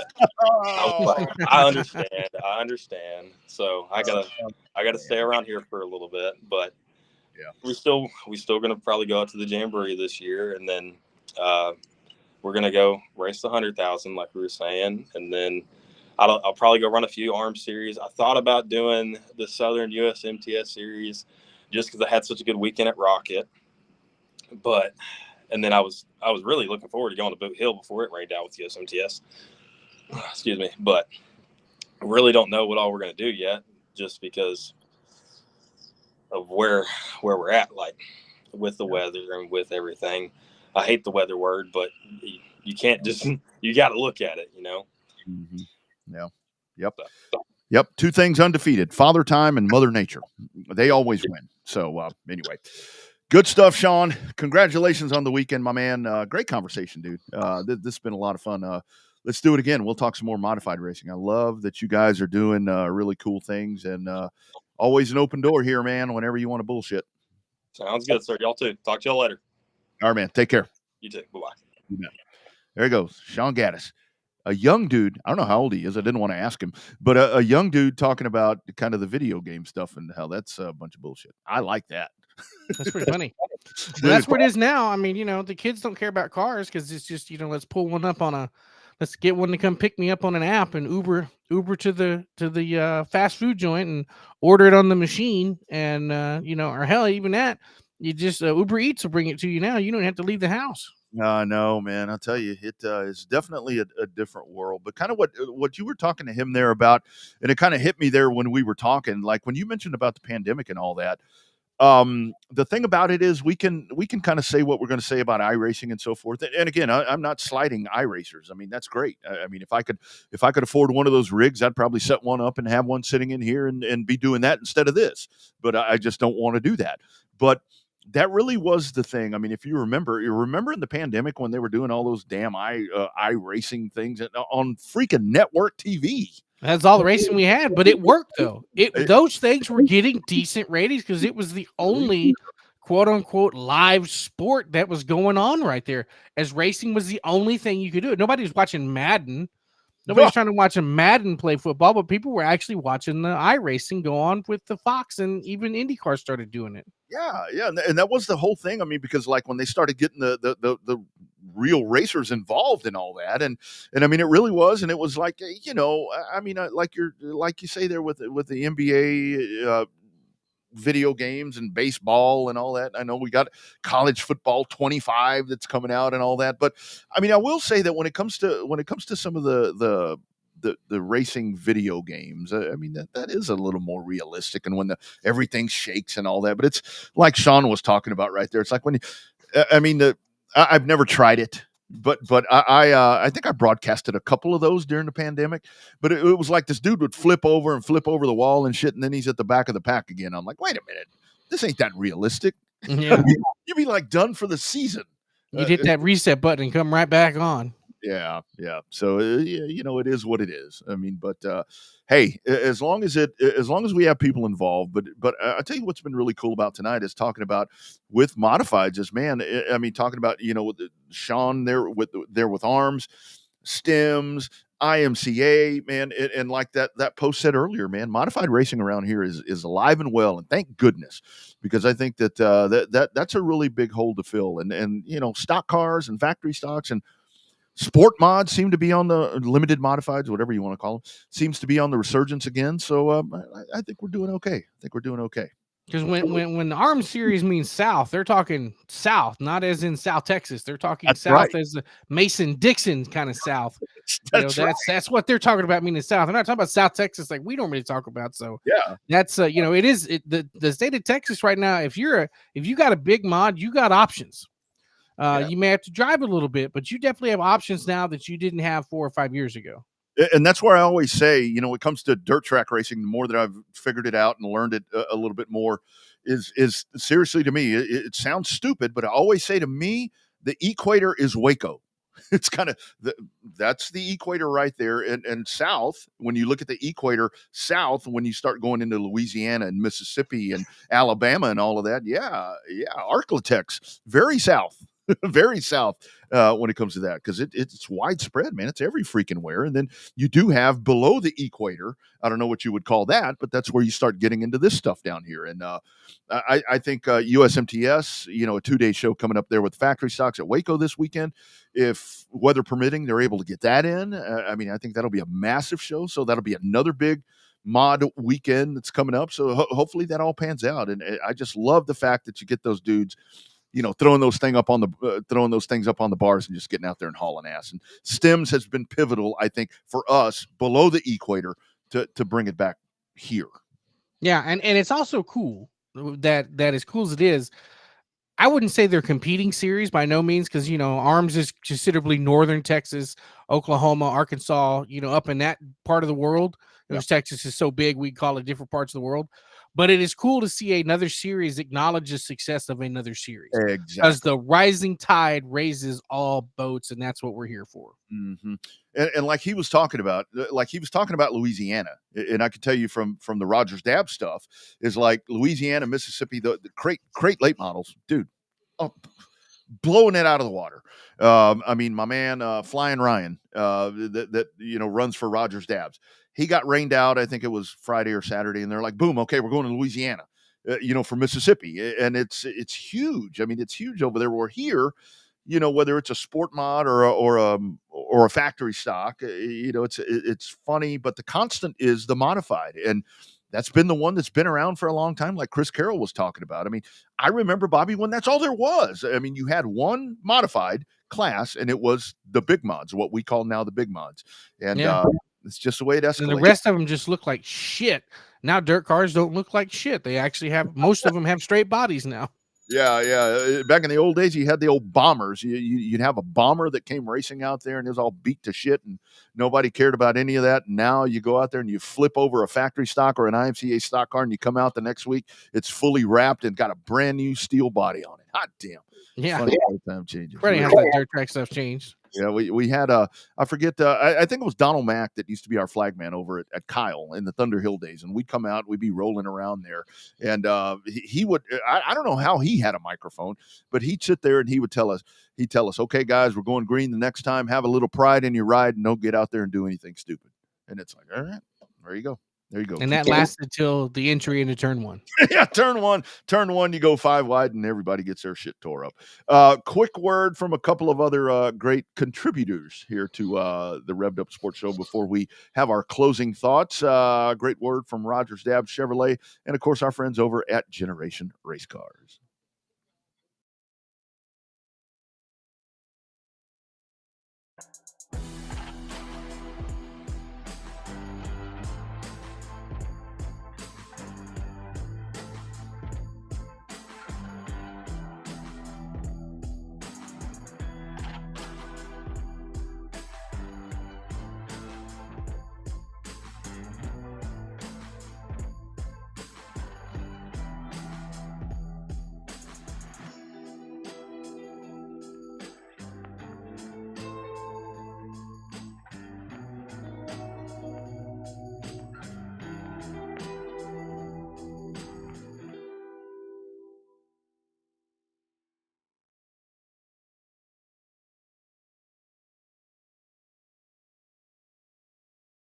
Hey racers, Phil Whipple here again with the Revved Up Sports Show. For nearly 3 years now, you've heard me talking about our valued partners over at Generation Race Cars. In 2023, GRC built cars visited Victory Lane on 46 occasions, driven by 9 different drivers. This year, GRC drivers are picking up right where they left off, as young Christian Gaston has already won at Cannondale Speedway. Generation Race Cars, located in Springtown, Texas, continues to offer new chassis body combos all the way to turnkey sport mods and limited modifieds.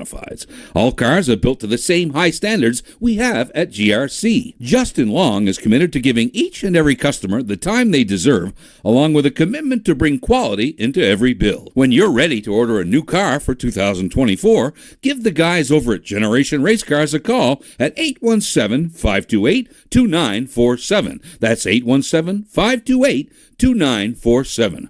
Take your program to victory lane with Team GRC. Absolutely. Thank you, Phil Whipple. Great. Speaking of northern stuff, our man right there up north doing really cool things. Bobby, our fat-fingered producer, namely me, hit the wrong key during the conversation right there with Mr. Gaddis. Let's talk about this right here. This came out the other day. Hot damn. Ain't that a beauty? I'm already going to tell you on record, it will be the #1 selling diecast of 2024. Oh man, I got to tell you that. I mean, this thing would only be. I mean, I like how they went with the Hendrick and all that. I mean, they pulled the one off from Kellogg's would have been even better. Oh, I know, man. That would only make it better right there. I mean, that is such a that paint scheme right there is just such a beautiful paint scheme. I mean, the colors right there. When I saw that pull up, you know, and Terry being there with Kyle when they were having that conversation. You know, Terry's a man of you know, few words. Yeah, a few words, unless he's on this show. But you know, that dude right there, he was, and the whole thing is, I mean, like Larson was said, I think you know what's under here. When he actually saw it was like, my God, you could tell the pride and just the excitement and just taking a backseat in that, dude. I love that car. Hot damn, it looks good. It does look good. And for those that don't know, yes, if you check back on the archives, there is a couple of legendary Hall of Fame interviews with the gang here, such as Terry Labonte, Bobby Allison, Donnie Allison, just to name a couple. And everybody's popular from Corpus Christi area. Slick Yeoman's one of the more requested guests we had, probably one of the more popular live guests we had on the show over the years. So check out the replays. You never know what you're going to find from back in the day. Yeah, and it may be time to reach out to Terry again. I'd love to talk to him again because that's been a little bit. I mean, it's been a little bit. I'd like to get him back on here and especially have his thoughts on that right there and just kind of let him tell us in #Real Race Talk what he thinks about that, because that really is one damn fine looking race car. Even makes that stupid looking car or Gen 7 car look good. Yeah, it makes it look proportional. You can't really tell that the number's that far forward with that. Yeah, because that one is slanted forward anyway. Yeah. The number doesn't look as far out of place. But yeah, it's on my list for pre-order. I'd have to just determine on which. I mean, I'm getting there's some coffee mugs that go with it. There's some license plates that go with it. There's all kind of stuff that goes with it. The Hendrick shop, everything's pre-order. But it's on my list of diecast to order that goes along with a couple of the cars I just bought. So, couple of closing thoughts right here. Big weekend, obviously, for super late models. They had the doubleheader, which was kind of back to the all pro days there with Snowball. Well, we'll talk about Snowball in a minute, but with Pensacola and Mobile, and you had that finish there on Saturday night at Mobile. How about that right there? 2/100ths of a second. You had Cole Butcher over James Finch, and just something I found earlier. Mobile has produced some really close finishes. The one on the bottom right there doesn't even look close compared to the one on the top. And watching them come out of there, that was one hell of a race right there. And then the big old wide racetrack like Mobile, man, those guys, they drove the wheels off of those cars, and you had a extremely close, clean finish between Finch and Butcher right there on Saturday night. Yeah, clean finish, but a little bit of carnage there from Friday night into Saturday. So I think there was only 15 cars, but even a low car count put on a hell of a race and a hell of a finish there at Mobile. Yeah, and that was one of those things there with old Bubba Pollard. You know, when he jumps into Tony's number 08 right there, and it's like, I went back and had to rewatch all that, and it was like, wait a minute. I didn't realize Bubba was in the car. I mean, it made sense, afterwards, but got that one tore up too. So it was a little rough there with the Southern Super Series, but hey, I'm just glad they had the back-to-back night. Good for Mobile, and of course Pensacola. They always produce a great show. Speaking of Pensacola, we saw the news on Thursday. Going to FLO will be the Snowball Derby. Love my friends at Racing America, but I really think that, of course, the purse now $50,000 to win, which it should be. It should be. It's somewhere in that vicinity for that race. But I think FLO taking that thing, FLO is going to put everything they have. They are going to pull out the toolbox and throw every freaking bolt at that coverage. I mean, just think about what they do for the Chili Bowl. Dude. I mean, it's going to be the Chili Bowl coverage for super late model pavement racing, and that's what I'm looking forward to. Yeah, it is going to be. I'm here to tell you. I mean, it is going to be non-stop. And everything, the whole show, or is it just going to be just the Derby on Sunday? They're doing everything. They're doing from Wednesday on. Okay. Yeah. Everything else, the Blizzard Series, all of that stays with Racing America. That every race at Pensacola going up to there, and even into next season, everything will be normal. But then when you get to Snowball Week, everything goes to FLO, and they are going to bang that thing. God, I can only imagine what you're going to get from that. Yeah, it's going to be a lot of fun. I saw when I first saw the news and posted it, everybody's like, "Oh, bullshit." I know. There's no way they're leaving Racing America. Well, sometimes the mighty dollar talks, and it speaks loud even in short track racing. Mm-hmm. Yeah, that's really a big deal. That is really a big deal, and I think that the whole and this really is kind of another one of those scenarios, like we're talking about with sanctioning bodies working together and all that. Obviously, we simulcast on Race On. There's a lot of streamers. We say it all the time, and I think that at this point that whether it be Race On, whether it be FLO, whether it be Racing America, that they have all figured out Track TV. My man Tony Stevens is now producing that from Pit Road TV. I don't know if that's public knowledge, but I'll tell you, Pit Road TV is producing that. And that's why you see the Track TV coverage is better, because Tony and his group are doing that. And it's like 4 or 5 different cameras and the pylon and all that different. See Denny pointing at the pylon yesterday. Mm-hmm.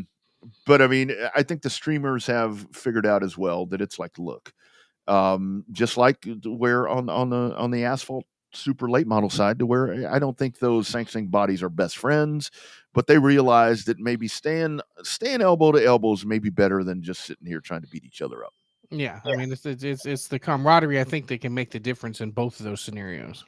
Absolutely, man. This has been a great show. I really, man, that Chris Carroll conversation a couple of different times there when he was talking about stuff.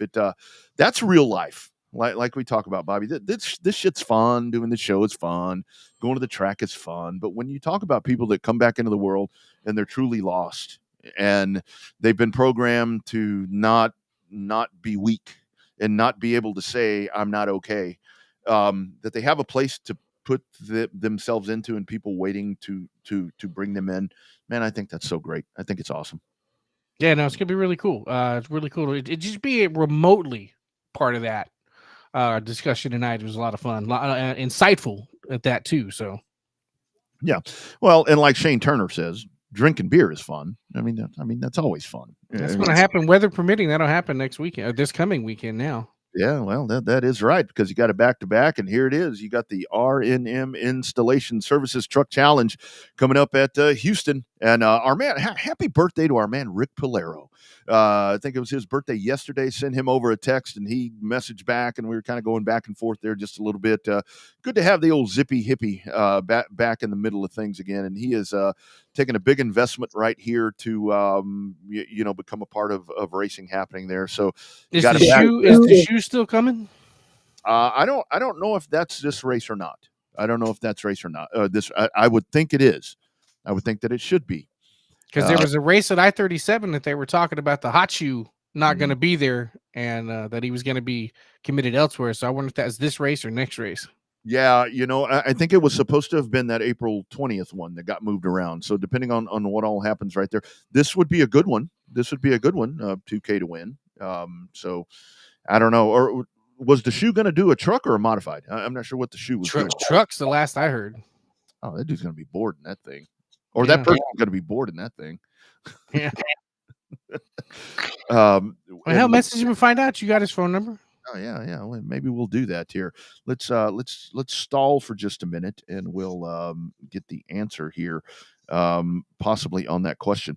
But you have that, and then the USMTS show, the huge thing back to back there going on in Waco.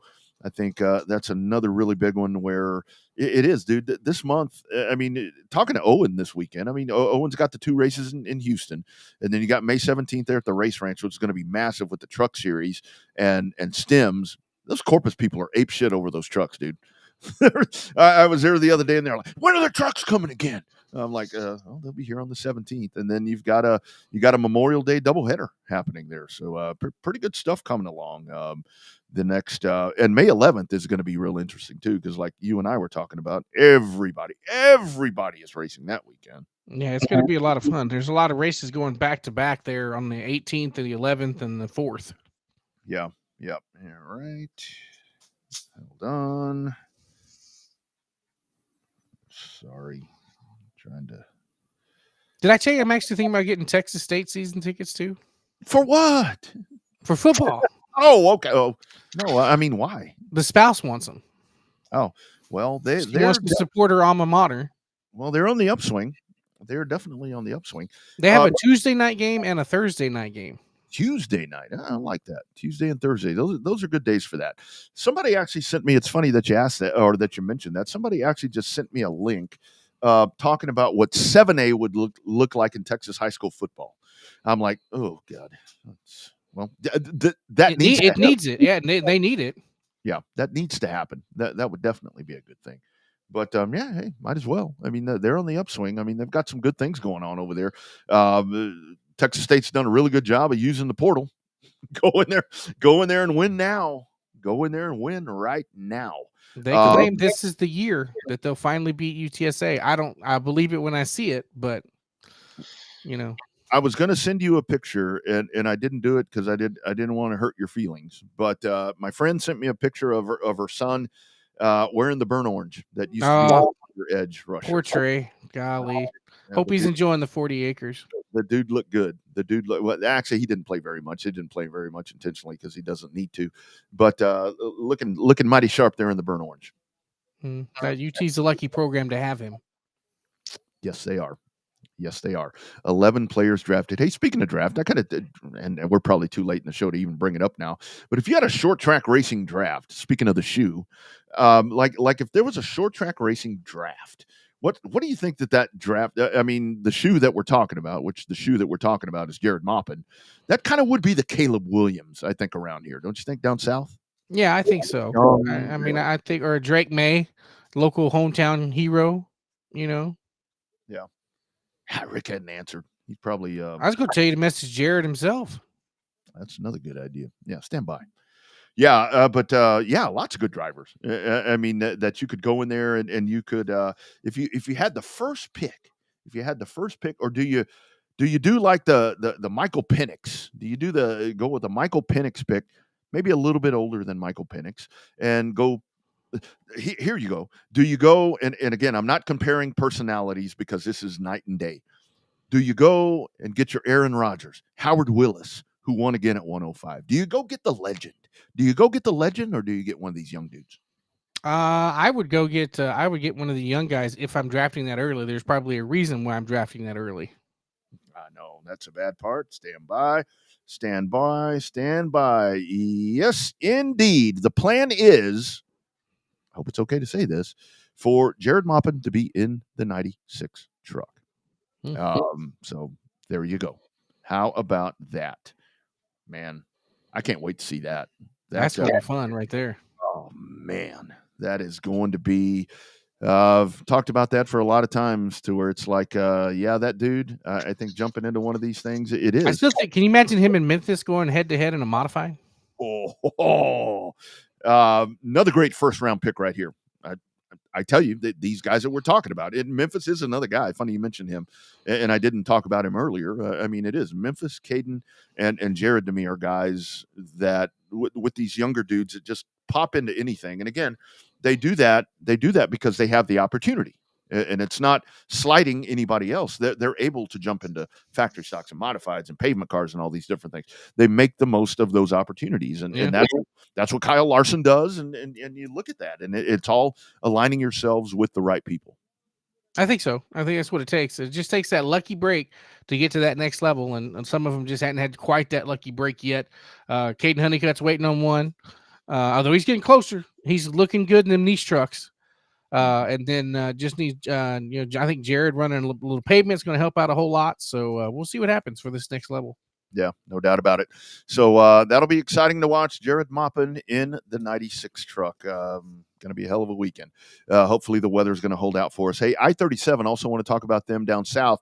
You've got the Natty 30 coming up for them. So that'll be a big show coming up at the I-37, as we like to say. Yeah, that's where the one they were showing online. It says, yeah, Jared's not going to be here. You got a chance to win. Yeah, there you go. Like we talked about, USMTS at Heart of Texas, May 3rd and 4th. That's this weekend. And if you missed it earlier, we talked about the Mike Melton Memorial at Kennedale, which we were talking about with Mr. Lopez last week here on the show. That got postponed due to weather. They have rescheduled that for May the 11th. So, boom, there you go, May the 11th. another one.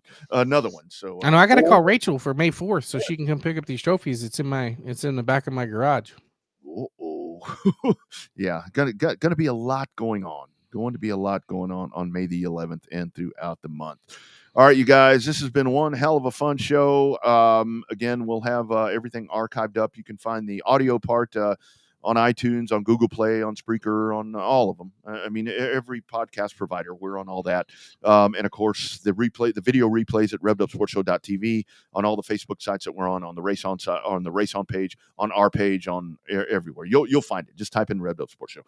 Bobby, rest of the week for you, my man. Weather permitting, what's going on? Weather permitting, I'll be in Houston probably Saturday afternoon. May go hang out with some quality wife time there on Saturday morning. But we'll see. It's still kind of up in the air what time I'm going to get there. So I know I'm taking a TV this time, or a tablet, so that I can watch the racing on Race On, so that I can see what happens when I can interview these guys in Victory Circle downstairs. So depending where you stand, or depending where it's placed, if that 317 award super screen is there, you may not need a tablet. I bet it goes right in the middle where the Victory Lane used to be. I think it's going to be somewhere there, but the thing about it is that thing can be raised. So I think weather permitting, wind permitting. I think it wanted Owen wanted that thing raised the other night, but it was just way too windy out there. And again, Race Ranch, good job. You guys showed up in force. It can be way up. So from your post down there, you'll probably be able to see it if it's up. So I don't know. We'll see. We'll see what happens. All weather permitting. All right, you guys, thanks for being a part of the show. Thanks for hanging with us late here. We've gone about 23 minutes long, but that's okay. That's what happens when people keep watching. Bobby, that is a cute pup back there rolling around. Yeah, he's on his own. He sit there during the during the Gaddis interview. He's trying to come up and wanted some dog treats, and I ran out and he wanted more, so I didn't know what to do. Shit, I love it. All right, you guys, have a great week. Keep an eye on weather. We'll keep you posted here. It's weeks like this with weather stuff. Keep an eye on the Revved Up page as weather updates happen. We'll post those there. That way you can go to one spot or go to the track site. So, Bobby, have a great week, my man. Time to get out of here. You all have a great week, and we will do it again next Monday. #Real Race Talk from the state of Texas. It is the Revved Up Sports Show and the Revved Up Livecast.